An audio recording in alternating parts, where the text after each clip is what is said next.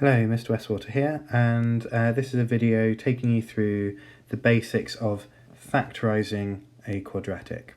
Before we go into the method of it, I think we need to just have a little recap on how to expand double brackets and what the result generally tends to be.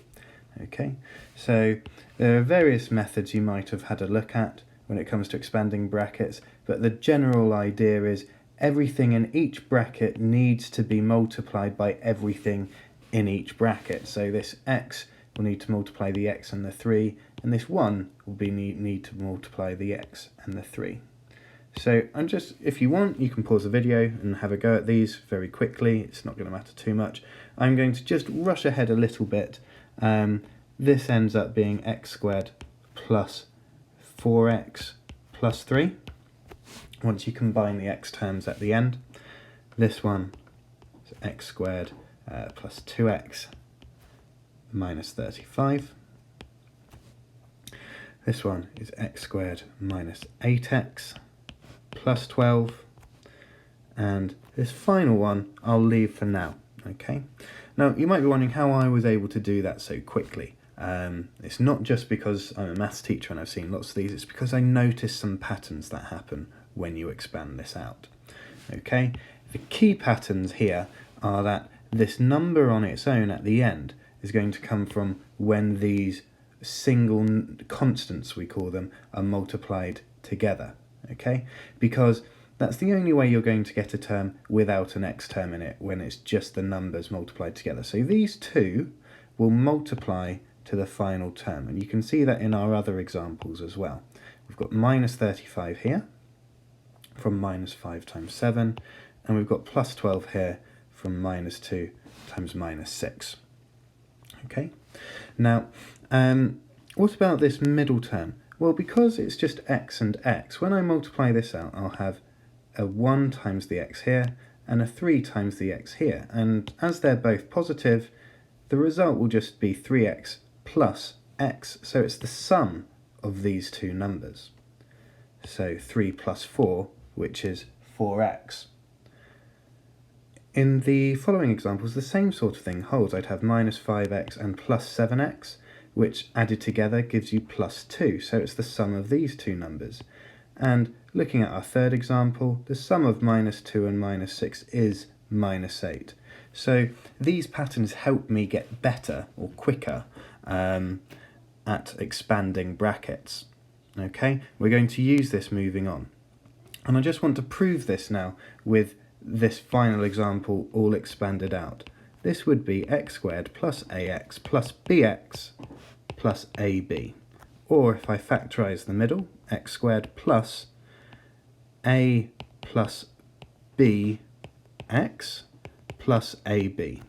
So we see the final term is the product of these two constants, and the middle term is the sum of these two products. Okay? So we're going to use this idea to go the other way, to factorise. What happens if I have a quadratic and I need to put it into two brackets? Okay, so it's going to be x and x, but then it's going to have two numbers. Let's call them, I don't know, d and e. Okay. You might be wondering where a is, but a is the number in front of x squared. In this case, it would just be 1. Okay, so from above, I know that these two numbers will have to multiply to make c, and they will sum to make b. Okay, so this is going to be d times e, this is going to be d plus e. So this is the product, and this is the sum. Okay. So the first case we're going to look at is what happens when c is positive. Okay. Okay, so in fact, the first case we're going to have a look at is when both b and c are positive. So both of these two terms are positive. Well, it's going to come from two brackets. Okay, and remember they're going to multiply to make a positive number. So it's either going to be a positive number times a positive number, or it's going to be a negative times a negative. However, if they sum to this middle term, a negative number added to a negative number would never equal a positive number. So actually, it's going to be just positive plus positive. So as soon as you are asked to factorise, really, and you notice that these two things are both positive, we can jump straight in and say this is coming from two brackets with x at the front of both, because it's multiplying to x squared, and it's both plus plus. Okay, and we're looking for two numbers which multiply to this plus 2, but add to 3. Well, there's only two numbers which multiply to 2, 1 and 2, and they do add to 3. Okay.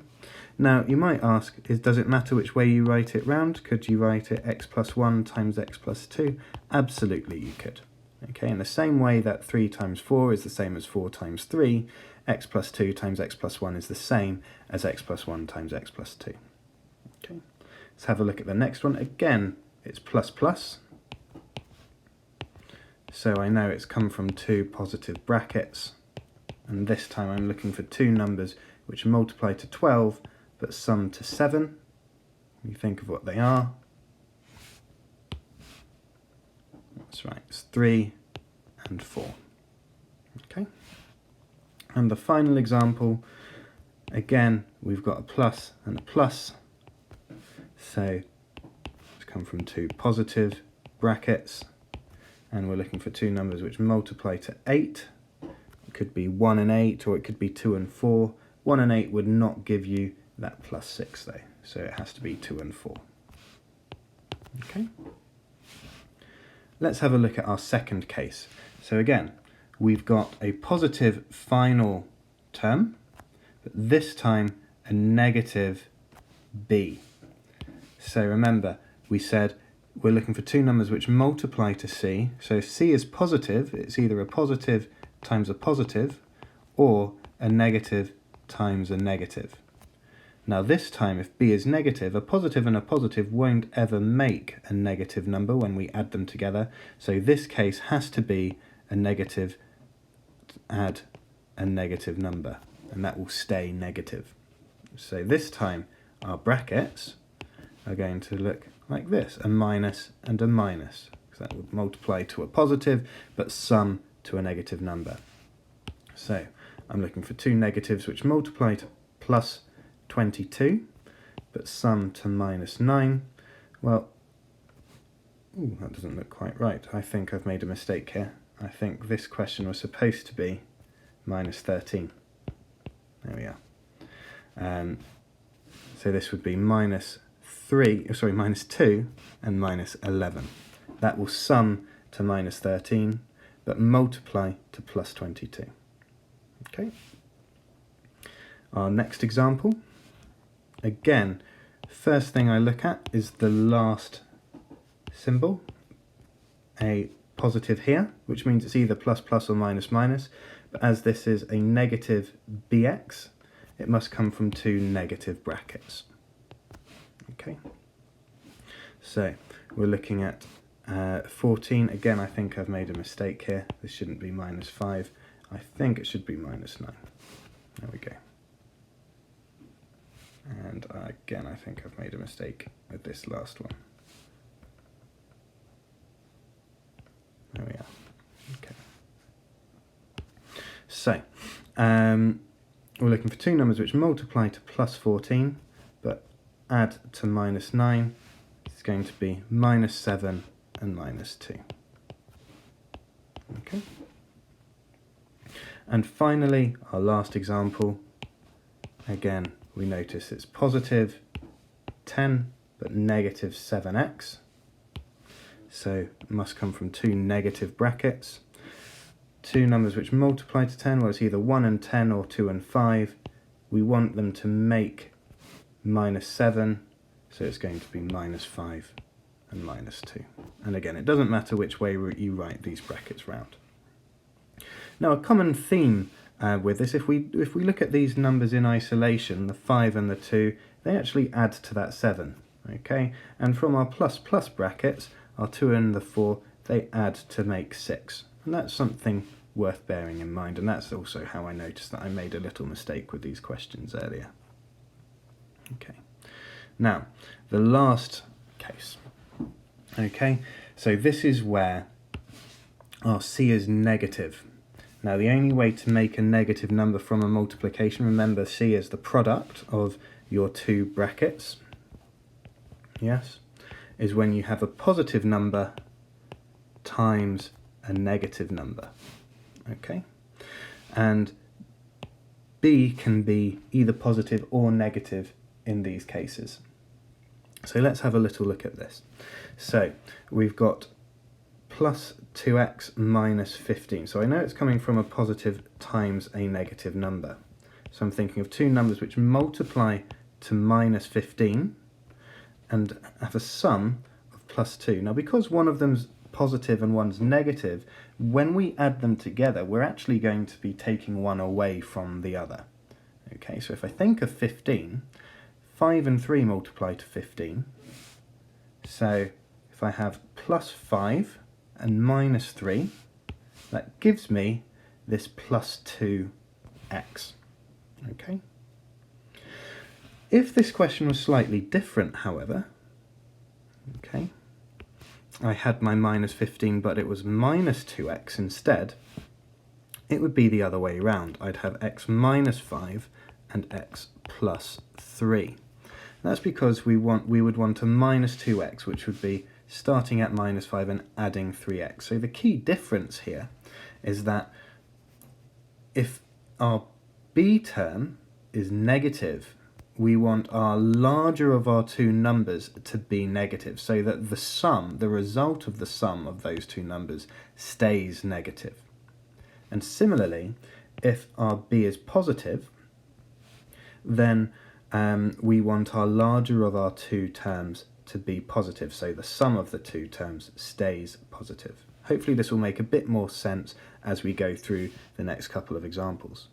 Okay, so second example, we've got x squared plus 6x minus 16. So the first thing I'm looking at again is the number on its own, which is minus 16. I know it comes from a plus times a negative. Okay, and I'm looking for two numbers which multiply to minus 16. I'm thinking of 4 and 4, I'm thinking of 2 and 8, and I'm thinking of 1 and 16. But when I add them together, they have to equal plus 6, or as one's positive and one's negative, the two numbers are going to have a difference of 6 but multiply to 16. Okay, and there's only one solution for that, that's 8 and 2. Now which way round do the 8 and 2 go if I want to create a plus 6 at the end? That's right, it has to be plus 8 minus 2. Whereas again, if I had it slightly another way around, if it was minus 6x minus 16, we'd have plus and minus again for that minus 16, but it would be minus 8 and plus 2. So the larger number's negative to create this negative 6x. And finally, we've got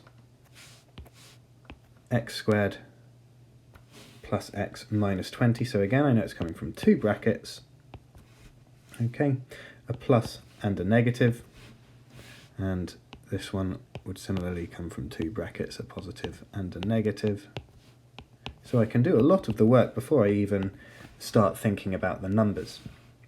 And again, we've got minus 20 here and plus x. Now this doesn't mean 0, this will mean 1x. Okay, so we're looking for two numbers which multiply to 20, have a difference of 1. Yeah, because when we add them together, they'll make plus 1x. So that's going to be 5 and 4. And it will be, the larger number would be positive because our middle term is positive, so the sum will have to be positive. And similarly, we'll have 5 and 4 over here, but the other way round, because I want a negative result of the sum, so the larger number has to stay negative. Okay, so in summary, whenever we've got a quadratic where it's just x squared, there's no number in front of that. These are generally our easier quadratics. If it does have a number, it's always worth thinking if there's a common factor in all of these terms to make it a bit simpler, and you might end up with something like this. And I have a following video on this idea. Okay, and the first thing we do is we look at C. Okay, because we know that these two numbers multiply to C. If it's positive, if C is positive, then we know that these signs will be the same. They'll either both be positive or they'll both be negative, and these two values will sum to this number straight away. However, if this is negative, then we're going to have a positive or a negative sign and a negative sign in our two brackets, and which one's positive and which one's negative will just be decided by whether B is positive or negative. If B is positive, we want our larger one to be positive. If B is negative, we want our larger one to be negative. Okay, so this is a sort of summary table I've got. Okay, so plus plus is always going to come from two plus pluses. Minus plus will always come from two negative brackets. Okay, and if we have a negative C, then we'll have a plus and a minus, but our plus will have to be larger for a positive B. And if it's minus minus, then we'll have a plus minus brackets, but the larger value will be negative. Okay, so when it comes to quadratics, always first look at C. Okay, and we're looking to see if C is positive or if C is negative. Okay, if C is positive, then we look at B. Okay, if B is positive, then it must come from two positive brackets. Okay, if B is negative, okay, so this is when we've got ax squared plus bx plus c. This is where we've got ax squared plus, oh sorry, not minus bx plus c. This will come from two negative brackets. Okay, whereas if c is negative, we then look at b.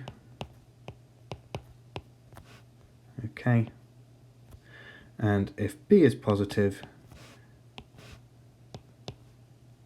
then we've got a plus and a minus, but the larger value would be positive. If b is negative, then we would still have a plus and a minus brackets, but the negative would be larger. Okay, so that's a sort of map, if you want, for your quadratics and how to approach them. Always remember that the two numbers at the end are going to multiply to C, but sum to B. Okay, hope you found this helpful, and stay tuned for more videos.